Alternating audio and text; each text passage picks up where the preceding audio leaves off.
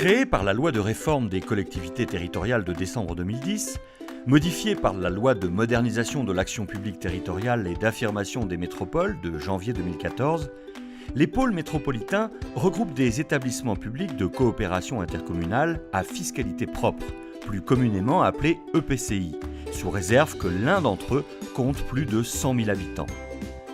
Les départements ou régions du territoire peuvent également y adhérer. Au sein de l'Assemblée délibérante, la répartition des sièges tient compte du poids démographique de chaque membre, qui dispose d'au moins un siège, mais aucun membre ne peut en disposer de plus de la moitié.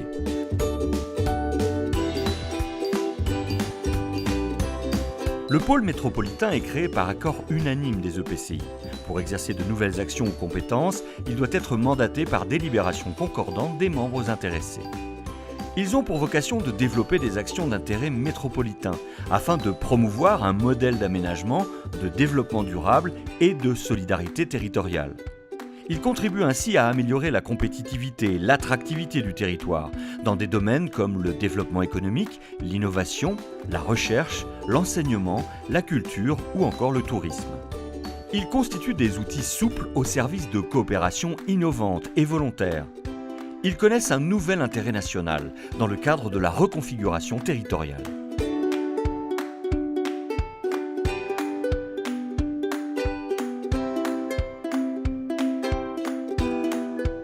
Le pôle métropolitain Caen Normandie Métropole a une histoire un peu particulière puisqu'il est parti du SCOT, qui regroupait 10 EPCI autour de l'agglomération Caen-la-Mer. Le pôle métropolitain du Pays de Bresse regroupe 89 communes et 6 EPCI, 6 communautés de communes, y compris la métropole de Brest, Brest Métropole. Le pôle métropolitain, donc Nantes-Saint-Nazaire, comme son nom ne l'indique pas, il est constitué à 80% d'espaces naturels et agricoles, donc forcément avec deux grandes locomotives, Nantes et Saint-Nazaire.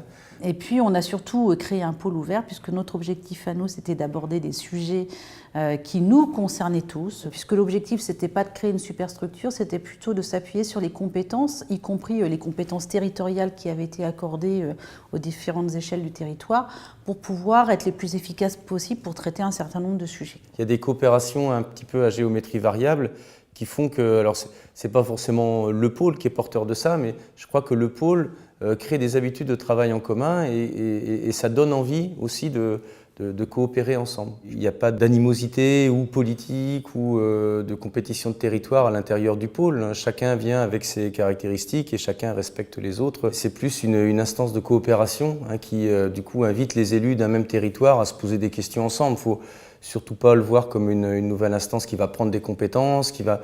Déjà, on se connaît mieux et on se respecte mieux quand on se rencontre. Et c'est important, c'est d'abord une instance de dialogue et le pôle sert d'abord à ça. L'AGLO, future communauté urbaine demain, là, au 1er janvier 2017, n'a pas la majorité dans le bureau.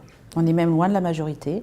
Et c'est un risque, alors c'est un risque à prendre. En fait, en réalité, c'est pas un risque. C'est-à-dire que quand le projet est bon, quand on arrive à fédérer les gens, voilà, les questions se posent pas. Aucune concurrence. On regarde clairement ce que font les voisins et amis. On essaie de prendre les bonnes idées là où elles sont à prendre. On essaie d'équilibrer les choses. Bien sûr que l'on se mesure aussi, on essaie de ne pas déstabiliser le territoire. Ça ne profiterait à personne. Alors on a des instances un petit peu politiques, officielles, le comité syndical, un bureau. Donc on a séparé le fonctionnement socle et le fonctionnement réseau. C'est-à-dire que l'ensemble de tout est regroupé qu'à l'occasion de deux événements, au moment du budget bien évidemment, et puis pour faire un bilan un peu annuel des actions qu'on a faites. On a des instances vraiment très stratégiques d'élus. On a une charte d'engagement avec une conférence des exécutifs pour le réseau où viennent les maires des grandes villes. C'est une équipe très légère, une structure de 4 équivalents temps plein. Il y a un directeur, 2 chargés de mission et une assistante administrative. Donc à l'échelle de 850 000 habitants, je crois que le budget de fonctionnement, c'est moins de 800 000 € par an. Donc c'est moins d'1 euro par habitant. Nous avons un pôle essentiel qui est la métropole, avec des moyens conséquents, qui ne sont pas du tout identiques ou comparables aux moyens des intercommunalités. Il faut bien voir que le pôle métropolitain ne décidera jamais de prendre telle ou telle compétence. Ça reviendra à chaque fois sur des délibérations concomitantes des conseils communautaires qui, eux, valideront le programme d'action qui a été envisagé en commun.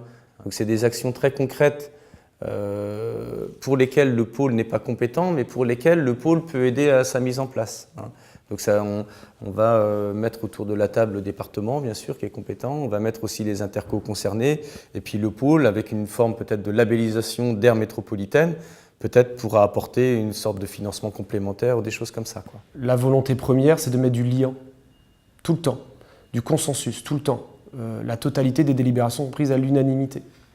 La volonté de faire progresser le territoire est dans toutes les têtes. Les élus ont des problématiques, la santé, les circuits courts, les transports, aussi le tourisme, carte essentielle de notre territoire, donc le pôle métropolitain s'en est emparé aussi et nous avons réussi à créer collectivement sur l'ensemble des 89 communes un GIP, Brest Terres Océanes. Sur des actions peut-être un peu plus concrètes, là, de mise en valeur de sites un peu emblématiques au niveau d'une action qu'on a appelée Eau et Paysage, qui consiste à recenser un site par interco qu'on va mettre en valeur, qu'on va reconnaître un peu d'intérêt métropolitain et sur lesquels on va essayer de mettre en place une signalétique commune pour essayer de créer un petit peu ce territoire-là, quoi. Déjà dans le choix de tous ces bureaux d'études, tous ces prestataires, chaque intercommunalité était très impliquée dans le choix.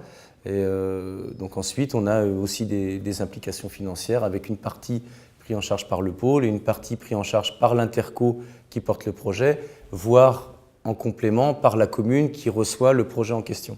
L'accès au numérique a été, il y a 5 ans, une des priorités. C'est la métropole brestoise qui a la compétence numérique, mais dans le pôle métropolitain, la volonté était de dire, puisqu'on a la compétence, on a les services, on a les agents, on a les métiers, donc nous allons travailler avec vous pour traduire vos souhaits de pouvoir équiper tel ou tel secteur de fibre optique, en tous les cas l'arrivée du très haut débit. La santé, parce qu'il y avait les GHT, les groupements hospitaliers qui devaient se monter, enfin, on sentait bien que ça bougeait, mais l'accès aux soins de premier recours aussi, la permanence des soins, ça c'est un truc qui est vraiment important.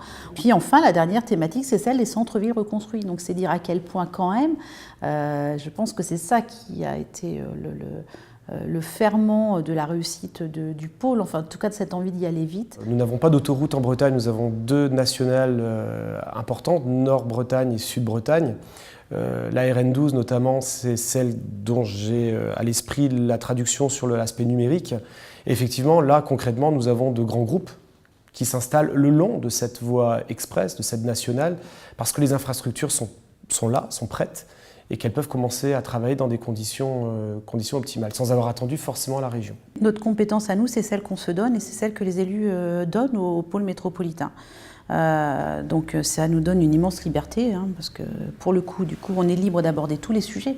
Parce que je prends la question de la santé parce que c'est un peu emblématique, parce que toujours on vous dit « Ah ben la santé, c'est pas une mission du département, la santé, c'est l'État ». Là, nous, il n'y a rien qui nous empêche de le faire. On ne court pas après l'affichage ou la communication de ça, on court d'abord à l'efficacité de répondre à une demande de nos habitants, que ce soit fait par le pôle, par le département, par l'agglo, à la limite, peu importe, quoi. Mais si le pôle, à un moment ou un autre, peut aider en tant qu'instance qui regroupe toutes les intercos concernées par une même problématique à aboutir, à trouver des solutions, tant mieux, quoi.